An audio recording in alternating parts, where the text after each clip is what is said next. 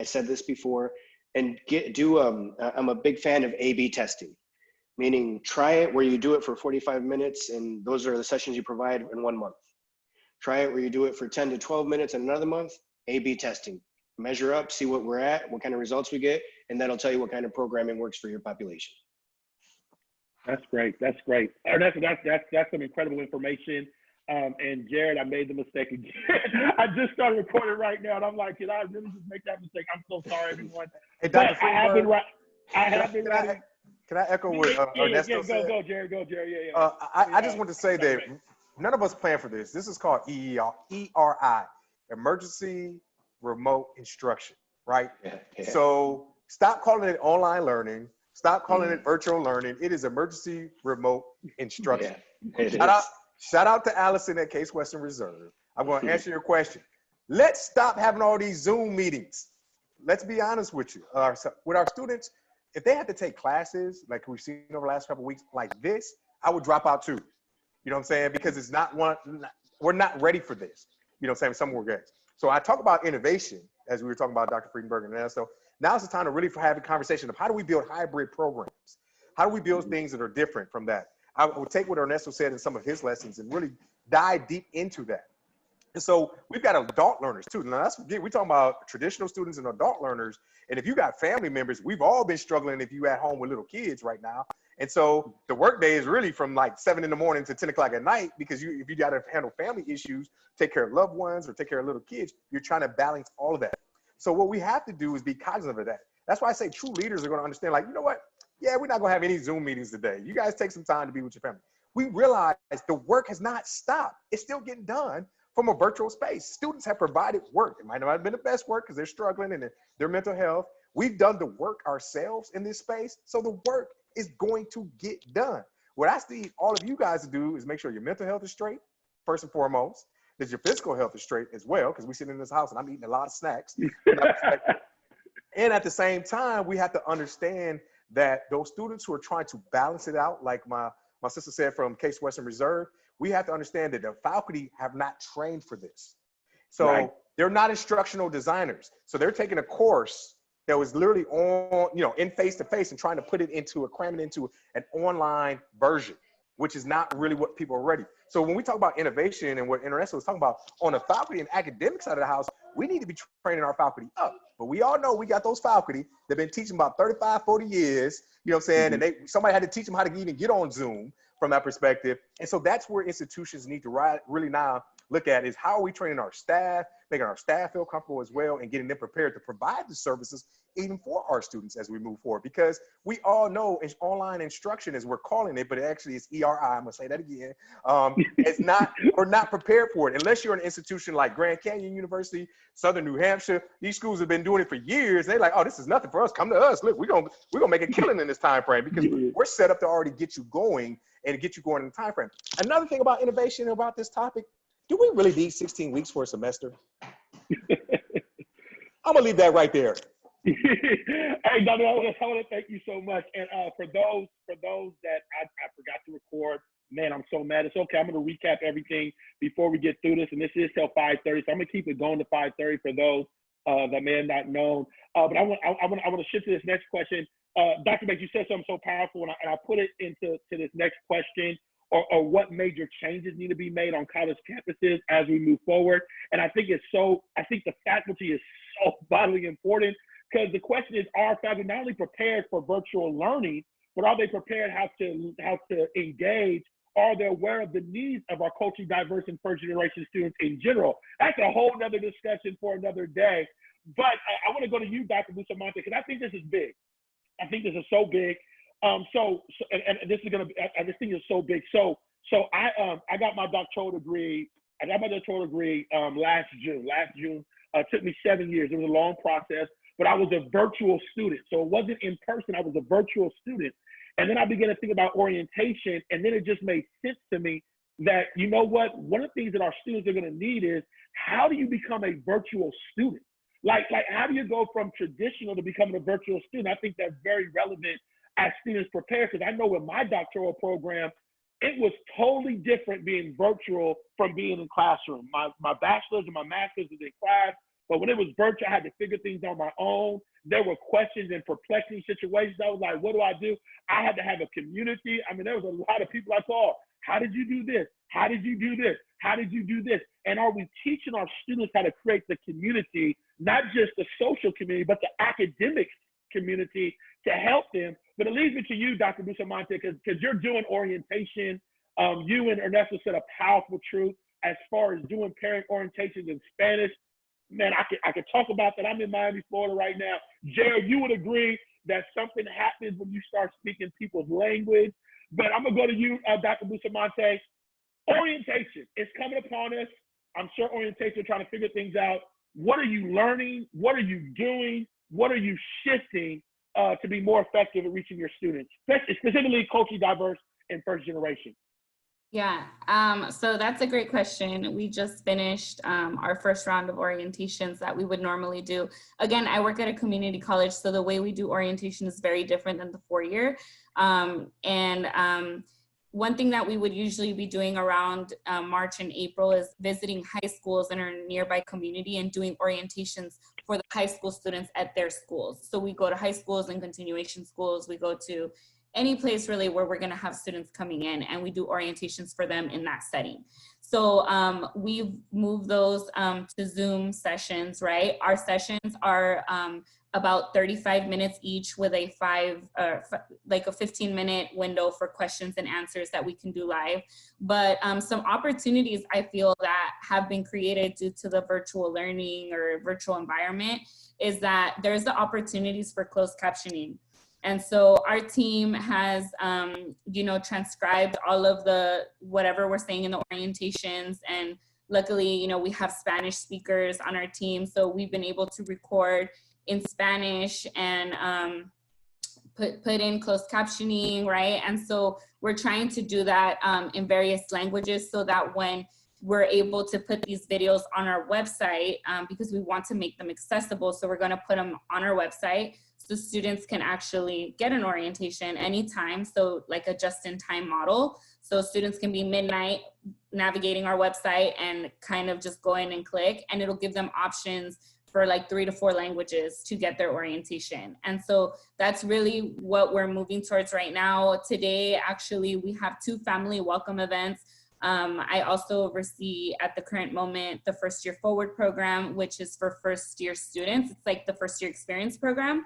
And so we do a family welcome event as well. And so that presentation also, we're moving it to be in Spanish as well, because of the population of students that we serve from those high schools come from Spanish speaking families.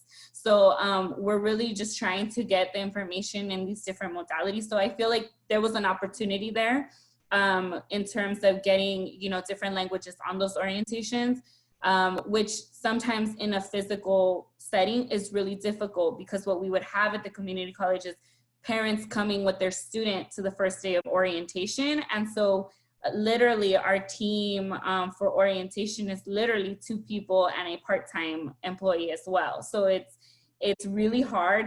We have a very small team. And so we were running a student orientation and a parent orientation at the same time on the same day. And so we were having to, be in 2 places at once, which was really difficult. And so I think the online setting has been a little bit more helpful in that sense, where we've been able to provide, both pretty much at the same time and not really have to have so much, physical presence and maneuvering, right? So I think also the one hiccup that we are finding is orientation is supposed to be that ability for you to like network and get to know other students, get to know each other, right? And so as we get ready to really look at our on-ground orientation, which would be in the fall, where we welcome all the students in a large setting, usually we would receive 200 to 300 students at a time. And so that one thing I really want to say to that is that we need to work smarter together. So I'm, student success and support programs, but we have a student life office. And so why not collaborate with student life to do the orientation and then have them kind of jump into a student life activity and meet other students and get involved that way. So right now, I feel like I've seen a lot of communications from different departments at different schools, sending, incoming students 17 emails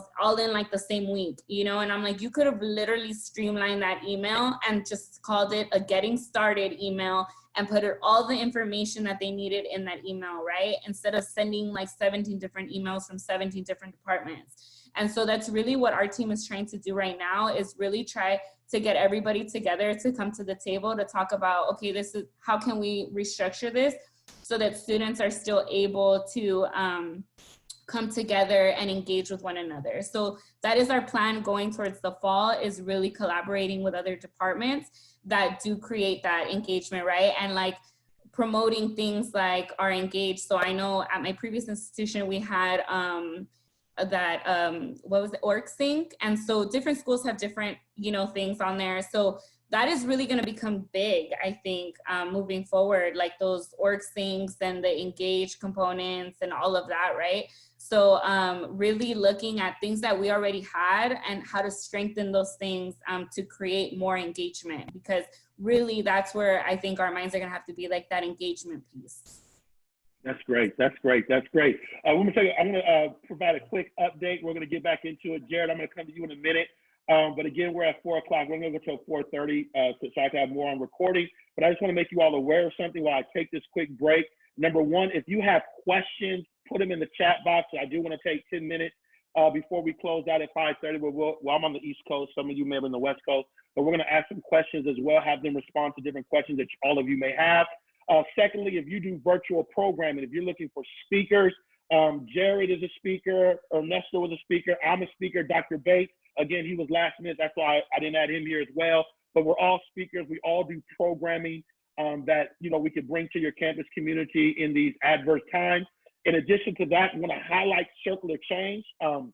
Again, we are moving virtual this fall. Yes, Dr. Bustamante is one of our leadership coaches, but we are going virtual November 20th to the 21st, as well as December 4th through the 5th. Again, we're going to have about 60 professionals from top-tier organizations, 6 keynote speakers, leadership coaches, and a variety of other things. Very economical, so we want to just encourage you all to be a part of that as well. So make sure you spread the word and just tell people about that as well. And then lastly, I'm doing a red leadership survey. I just want to keep it up here for about a quick moment so that you can look at it really quickly. Would love for you to be a part of this survey. I've already gathered about 350. I'm on a mission to get 1,000 by the end of the year. Revolves around retention, leadership development, as well as engagement with culturally diverse millennials and members of Generation Z. So if you could snapshot that and do that, that would be greatly appreciated as well. I'm going to come back to the discussion since we are recording. I'm going to go to you, Jared, real quick. And Jared, real quick, what are some strategies that you could offer as it relates to engagement and programming during this time? Yeah, so even what Vanessa was saying about orientation, it made me think of a book. Right now, I start thinking about creative ways to program with underserved populations at our institution. And I start thinking, okay, because sometimes the relationships you establish at the school are not connected to your role, but connected because you look like a community that needs help. So they look at you and say, you look like someone I can trust. Trust is built. And so you find yourself serving even outside of your capacity or your role, just to ensure this student walks across the stage and is successfully a graduate of your institution. So I want to suggest a book called Made to Stick. I'm sure some people have heard of it. And I'm pulling something out of Made to Stick that I want to share with the group. They have a model called the success model. The success model says, keep it simple, unexpected, concrete, credible, emotional, and use stories. Stories are how we connect with our audience. Being a speaker, Josh, Tyranny, Ernesto, we know if you really want to connect with an audience, you definitely got to give a story. So share stories. I'm a non-traditional student. I didn't get my bachelor's till I was 28, but thank God I'm in a PhD program now, right? So someone needs to hear that's a non-traditional student sitting in orientation, this story. Share stories. The next thing I say is keep it simple. You're not trying to get somebody to come to your school at orientation. You're trying to orientate someone who's interested in your school at orientation. If you understand the differences, sometimes our smaller enrollment-driven institutions, Dr. Bates knows what I'm talking about because he brought me to consult at a previous institution. They mistakenly thought orientation was a deal sealer for the student to become matriculated. No, orientation is not the deal. So you're orientating them to the resources of the institution. So in short, just to round it up, I'm going to use a story, a 2-minute story that my friend used in making her law school decision that we could use for first-gen resources. She says, Jared, COVID-19 took some schools off my list because even though they went to virtual orientation, they didn't share resources that me as a Black young woman need at their institution. Black Student Union, they didn't tell me what they provide as a resource at their institution. So I didn't feel like I was going to a place that I would be supported and have resources that I need as a woman of color. I was blown away by saying we were so busy trying to sell schools and programs, we forgot resources or what people need to know they have. You know, I crack a joke when I worked at a smaller HBCU, my alma mater, Florida Memorial University. You knew Miss Green because she was the older lady that worked in housing. You knew Miss Lily who worked head count at the CAF. And the reason we introduced folks to them, Miss Bendross, who took care of your requisition forms, we introduced you to those folks because they resonated with first-gen parents. And they knew when they left that school, I can call Miss Bendross' cell phone, and I promise you, she's gonna give me a report if my child been coming to class, if his pants been hanging off his rear end, if he been hanging with the wrong crowd. People need those kind of connections at orientation. And because we can't offer that in a face-to-face capacity, I challenge you to take the model that I posted in the link, look at the story, and also look at credibility and emotional connection. You gain credibility through storytelling. So have someone get on a Zoom or whatever platform you're using and straight up say, hey man, I wasn't successful first semester. One of my mentors, Dr. Finch, had a 2.1 in her bachelor's, but she had a 4.0 in her master's and a 4.0 in her PhD, and she's one of the most successful scholars in the HBCU circuit. So her story tells me that I can turn my life around no matter where I'm at, and school is available for me and it's attainable. So I challenge folks, when you're designing curriculum, you're designing orientations, you're designing programmatic thrust, use this success model. This is one thing in Made to Stick. Dan Heath hit it out the ballpark. Thank you so much for letting me contribute. Awesome. Ernesto, I know you have something to say. What do you want to say, Ernesto? Well, a few things. I almost did the classic Zoom meeting where I just start talking, but you can't hear me. So this is something that I've been working on personally for our programming that I'm going to recommend to everybody. Create your own brand new hierarchy of needs for virtual programming. What is your foundation, the production, let's say? Next, let's say the shared environment, how we're going to get them together. But the reason it clicked, and Jared, you helped me with this, is the storytelling. Dr. Bustamante, just a suggestion. When we're talking in orientation about financial aid, about student activities, about career planning and placement, all these different services departments, typically it's the person, PowerPoint, and telling you what it is. Who set the rule that said it can't be in a story format? Who said it can't be two people talking about, hey, so how did you pay for education? Oh, well, you know, I went and I met Dr. Bustamante and she hooked me up with, you know, this resource. And then that's how people pay attention. That's how you draw them in. So create your own hierarchy of needs, if you will, for your programming. But the connection and the wow are two other ones that I'm trying to, and this is off another one that I saw online, and I wish I could quote the person, but I don't know who it was. But don't worry about your backdrop and the lights and the video and the transitions and the, you know, paying for all this production when the content still sucks. I'd say it, but that's the truth. Right. Make it engaging, make it in a storytelling format. Nothing beats storytelling format. I could have read these things to you. Okay, so now I want you to, and then I will, and then, or I could have made it into a story. So when I first started doing this, it draws you in immediately. And that's what we're going to need to do more of on an online platform. When we're trying to teach them through a cell phone, through a tablet, through a computer screen, a story will draw them in. And I said this earlier too with the programming. Who said that it just needed to be you talking the entire time?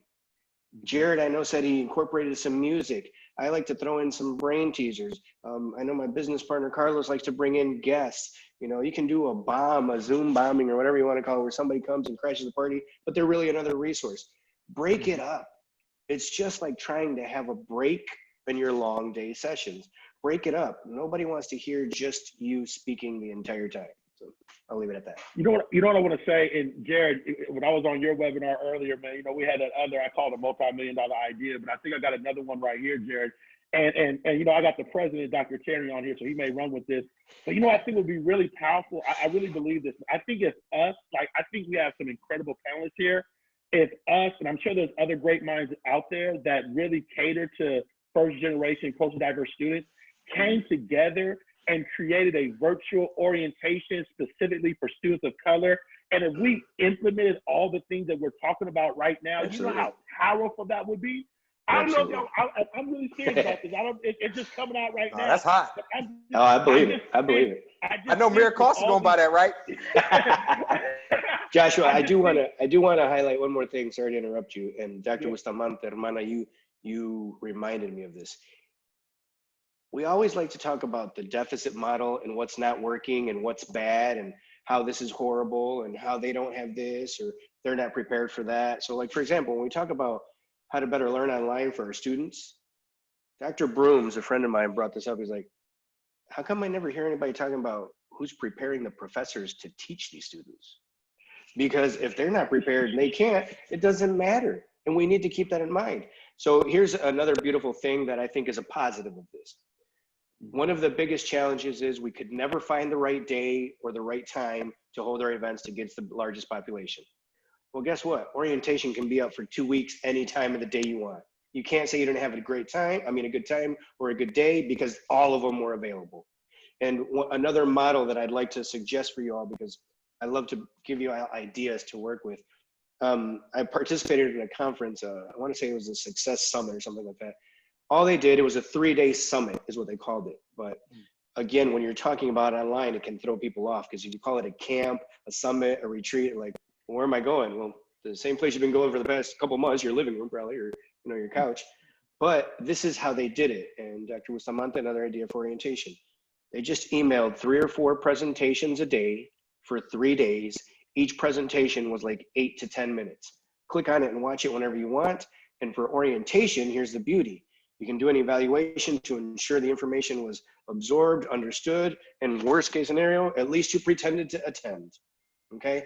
And that is something that we need to do in order to make sure that we're reaching them, because I hate to tell you this, probably the best time right now for youth to reach them is anywhere between 2 and 3 o'clock in the morning.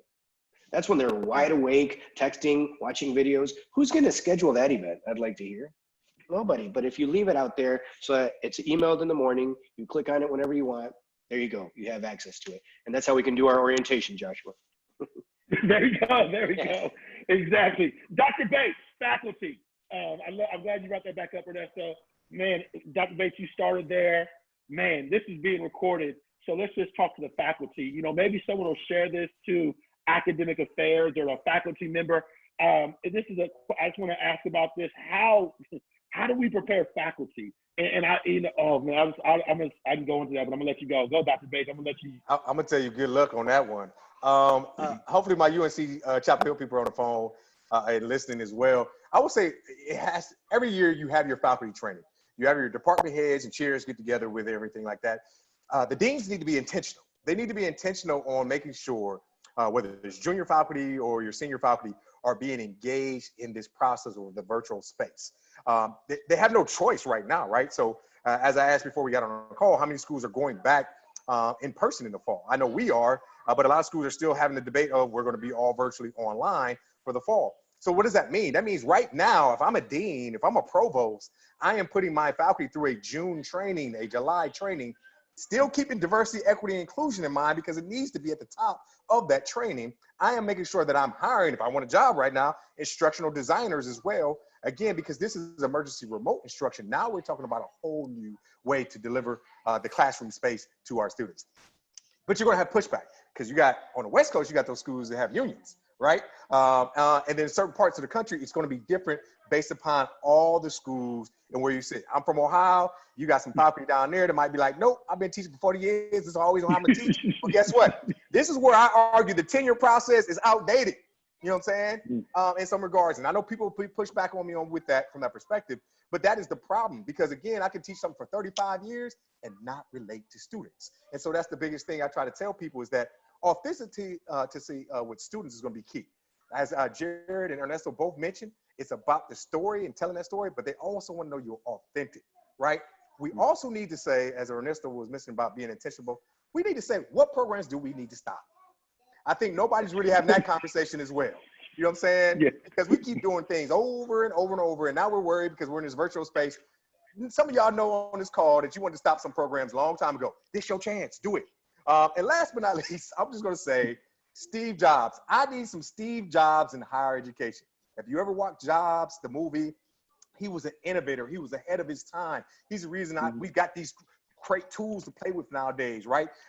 If you look at Bill Gates, you look at Mark Zuckerberg, I need some people of color across the diaspora to become the future Steve Jobs in higher education. I need you to aspire. I need you to show up in these spaces and speak your voice. I know that's not easy. It's not hard. I tell people all day long, I speak my voice. I just know that at the end of the day, I am all right with me and how I speak those voices when we go into those spaces. So it's very important for us to understand. But to go back to your original question about faculty, is going to be pertaining to each campus different. On the community college space, as my sister could tell you, it's going to be a little different in that space, because you're talking about workforce training, and then you're talking about actual associate degree faculty, right? And so, again, the community college space, I think, is more prepared than any of the four-year institutions to address the needs and demands of some students from that, especially from traditional students and non-traditional students, and also the simple fact of just being able to prepare to pivot for the needs that are going to be happening in communities and states around jobs. And so I think it's very important for us to understand that. But that authenticity, what programs you need to stop, and having some new Steve Jobs come along. I consider myself a Steve Jobs of my era, you know what I'm saying? And Josh, stop talking about millennials. We're talking about Generation Z right now. That's what we own right now. So our faculty are not prepared for Generation Z. Even though they're in our classroom and they've been in our classroom for the last couple of years, they're not ready. You know what I'm saying? And Generation Z is going to give you the demand. They're going to demand it. Trust me. So faculty, get ready. If I got any faculty on this call, you need to start doing some instructional designing training, and institutions need to focus on that right now, deans and provosts. And I'm seeing, and that's a great point, great point, Dr. Basin. I'm seeing career development. I'm seeing workforce come up in the chat. And again, that's what Circle of Change is all about, preparing diverse and first-generation students for career leadership success. But I think that's something to talk about. Jared, I know you've done some work with workforce in cybersecurity. You know, I think that's a big need, especially nowadays dealing with COVID-19. Jared, what do you see? What do you foresee that needs to be considered as we engage students, not only in programming, but I think, you know, I often say the reason you go to school is to get a job or to start a career. That's just my personal opinion at the end of the day. But Jared, what are some things we can do to make sure that we're preparing them for that career path? Let's use the end of the spring and this summer to foster new relationships in the academy. You know, I would love to lie to you and tell you that faculty are going to reach out to you, but they're on 9-month and 10-month contracts. Reach out to them. Start it, you know, we call it the well-mannered sandwich. How are you doing? Hope you're doing well. Get to what you need for next semester, then end it with saying, I hope you're doing well again. And so what I'm saying is we need them to look at our programming calendar and say, hey, here's my calendar. Could you support any of these events by embedding these skills into your curriculum as you design your syllabus for next year? You know, and so that may look like, okay, yeah, soft skills. I'm noticing that the generation we're serving at the institution are more of a cell phone generation. I adjunct 2 classes at my institution, and sometimes what I notice is students are writing papers and discussion questions as if they were texting me. And I have to go Google what some of these are, like TBH, to be honest. BRB, like, why are you telling me you're going to be right back? So effective communication is a soft skill that I think we could also bring into our programming calendar and mirror that inside the classroom as well. That may mean you have to say, no, I can't accept poor communication because I'm looking at the bigger picture. I'm looking at, you know, you may not need to write an APA paper for statistics, or you may not need it for calculus. But, you know, still ensuring he has effective communication skills to explain how he served, you know, solved a quadratic formula in quantitative methods is important, that he can communicate that, because when it's time to interview, you won't be able to give short phrases to describe your experience. The next thing is, you know, I challenge us to not just depend on career services, But let mock interviewing be one of our skills. They're at home. Their closet is upstairs. Let them get dressed. Let's start lining up mock interviews and say, hey, now you're interviewing for that dream job you shared for me. What are you going to look like for that opportunity? Tierney is the executive director of our career coaching division of Lead Firm. Sometimes I snoop onto the Zoom calls when he's actually career coaching some of our candidates. And, you know, I'll look and say, oh my God, you know, the nicest way to enter this is saying, hey, Tierney, can you tell them to next time dress for a mock interview? Because sometimes you may not know that appearance is a part of the package when you're showing up for that job interview. So, you know, sharing those skills and embedding that is important in the classroom and outside of the classroom. We know students are more serious about what's for grade than what's for fun. So you got to kind of, you know, you let the academy be our enforcements and let the student affairs side, our side, be the reinforcements. You know what I'm saying? So now the message is consistent and continuous. We want to see not just our classroom, but let's use our Greek life components, fraternity, sorority life. I love that area. That's where I entered higher ed. You know, let's ensure that we're touching base with those leaders because they joined to be leaders. You know, they didn't just do intake to be members. They joined to be leaders. And if they don't want to be leaders, we need to have that discussion as well. So in examining that, I hope you can take away from this, consider mock interviews. Yeah, it puts them back before the computer, but it's giving them skills that's going to be valuable after they have their degree. Always think ahead with your programming. Is the programming just going to position them for success at our brick and mortar institution? Or is it going to position them for success when they're putting on the shirt and tie and going to the interview? That's the key. Degrees are great, you know, but 6 months after you get it, guess what? Student loan is knocking on your door saying, where my coins back? And I want to be able to give something because I'm making something. Thank you for allowing me to contribute. Hey, real quick, to piggyback off of that, soft skills are also the main thing that employers are looking for, right? Your soft skills are important. And what we need to teach to kind of piggyback off what Jerry's talking about in the faculty syllabuses need to be exactly like what it's like in the real world. What we have a lot of time from pedagogy style in the classroom is outdated. So we need to have I don't care if it's humanities, biology, business, you need to put soft skills and learning abilities to apply it to the workforce than what's going on currently right now. Because again, when I read articles and it tells me 30% of our current workforce jobs can be automated, we have to currently now start thinking different and be innovative, making sure that the syllabus is relevant to what's going on in the workforce. That's so good. That's so great. That's so great. Real quick, we have about 9 minutes left, and I really wanted to go longer because some people weren't able to make it, and I want to send out the recording. And so I was going to try to go through everything because I've been writing notes about what was discussed early on. I'm giving you all preparation because I'm going to come back to you really quickly and ask you to repeat the 5 key points that I forgot to record, but I've started recording now. That we may have missed that are very important, but just to highlight some key things that I heard about. I love the equity mindset that was talked about earlier, as far as having an equity mindset and working with the students. I love the information of where Ernesto was talking about assessment and doing assessments and really getting to know your students and really getting to understand them. I love what Dr. Bates was talking about when he dealt with research. Although there's general research from a lot of respected people all throughout the country, doesn't mean it's relative to where you're at. And there's a lot of other things that were talked about as well that I want to make sure that we get in this video as well. So I'm going to start with you, Dr. Bustamante, again. What are 3 key points or takeaways that you talked about earlier that I forgot to record at the right time, but we can bring them back to the forefront right now for people that are going to watch this later, or for people that are watching right now that can just write those notes down real quick. So I think 3 points to take away is keeping that equity mindset at the forefront, understanding that we need to be serving students where they're at right now and figuring out ways to do that. So communicating with them and bringing them to the table to understand what they need at this time.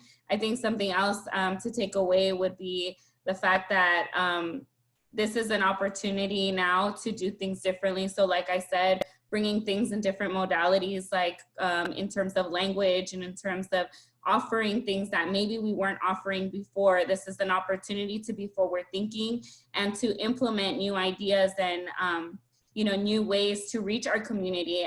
Working at a community college, we are part of the community. And so making sure that our institutions are reflective of that moving forward. Awesome. Dr. Bates. I'm just going to say quick and simple. The biggest thing is, I'm always lead with this idea of innovation. Now it's time for us to truly think about innovative ways to really reach our first generation students of color, students from that perspective overall. I think now is the time to really challenge our institutions to keep diversity, equity, and inclusion at the forefront of this change in this virtual space as well. The second thing is, from a programming standpoint, we got to make sure our programmings are relevant. As Ernesto, as Vanessa, Jared, and yourself have said, Josh, it is time for us to really take a look at how we can add value more in that space, especially if we continue in this current space from there. And also the accessibility of that. I think it's very understandable that we have to understand that our students not only need to create a digital online presence from a career perspective, but also we need to understand what digital literacy means for us in this space, knowing that a lot of students, a lot of folks weren't ready and weren't prepared for emergency remote instruction, ERI, from that perspective. And last but not least, I like to say that we need resources, right? So if we're going to continue to keep DEI at the forefront, we need resources. So I'm going to challenge all deans, provosts, everybody that don't look like me, because that's what it comes down to when we got to talk about this money, that they need to make sure that they put the resources where they belong, because you're righting wrongs. Oh, that's awesome, Dr. Bates. I love it, my man. Ernesto, what you got for us, man? All right, so once it leaves my mouth, sometimes it's gone, bro. So I gotta start with that. If it's out in the air, it's just gone. So one of the key points that I do remember that I talked about in the beginning, and this goes back to SEL, social emotional learning, and just the relationship and this dealing with the student as a whole. There's a lot going on with them right now. You don't know if they're in their same household, if the lights are on, if somebody, they lost a family member, their concerns. Introverts right now are like, I don't see the problem with this. I'm cool. Well, all of a sudden everybody else is like, well, I do. So building relationships with those students. When I talked about assessing our students, it was in regard to the programming and what we want to do. Let's find out what their needs, kind of a needs assessment. But the other part that I didn't get to talk about, so it'll be a bonus because I didn't remember last time, is when you're done with your programming, because it's new, because we're doing different things, put a question or two in your evaluation. What else would you like to see? What did you like about this? What's a format we could use next time? Who could help out with this? Would this be better if it was on Instagram? Would this be better if it was an interview format? Find out, because this is all new and we need to figure it out. So make sure that we're assessing not just to find out what we need to do at the beginning, but after as well, to find out what we did well, what didn't work out, but what else we could incorporate, because they're coming from a different perspective, and that's important to know. And then the last part that I would say with all of this is I'm a big fan of failing. When I say that, people freak out. You can only succeed by failing, and I need to fail a few times in order to make it what I need it to be. So you're going to create some programming that might not work the first few times, but there's still lessons learned. Look, I have a lesson learned from one of my first jobs at the University of Michigan. I worked with a real life Homer Simpson. I understood that I needed to show up on time, be respectful of others, not talk about my kids every day, and not sleep at lunch. There's always something that you can learn, okay? So make sure that even if your programming doesn't work out the way you wanted it to, that there's something to learn. And also understand that this is going back to my experience in higher ed when I was a student. When we talk about programming, and especially for students of color, sometimes we get lost and it gets a little too much geared towards one population. So this is really kind of for our African American community. This is really for our Native American. This is really for our Hispanic. But the part that I want to make sure, and Dr. Bates, you can probably attest to this even better than I, when we talk about HBCUs, the majority of them have Latino population. If you look at some of them in the Houston, Texas area, we're coming up to close to 50% of that population. So let's educate one another and not just feel like, well, this one wasn't for me, or this one wasn't geared just for me. Let's kind of hold hands and really support one another and make sure that when we talk about diversity and inclusion, that we are trying to include everybody and not make it, well, you get a bigger piece of the pie and I get a smaller piece. That's it. Love it. Awesome. That's phenomenal, Ernesto. Jared, you were out the first 30 minutes, but hey, chime in, brother. Give us your Thank y'all so points. much for your flexibility. Seeing the attendees' remarks in the chat is really like motivating. They're like, this is one of the best webinars I've had the opportunity in a very long time. they're full of gratitude. They're excited, but I'm equally excited. So the first thing I'm going to do is hit send. I just put an article that I wrote earlier in the year. It's 6 priorities for rising college graduates. Really, this could be used from anywhere from a freshman to a senior. These are 6 priorities I think we should start early and not worry about during our graduating semester, because there's already enough stress associated with a graduating semester. So consider reading that, pull out what works, like the country people say, eat the fish, eat the meat, throw out the bone. If you find some meat in it, I'll be excited. The thing I want to leave you with that is really important is, in matter of fact, Ernesto hit it on the head.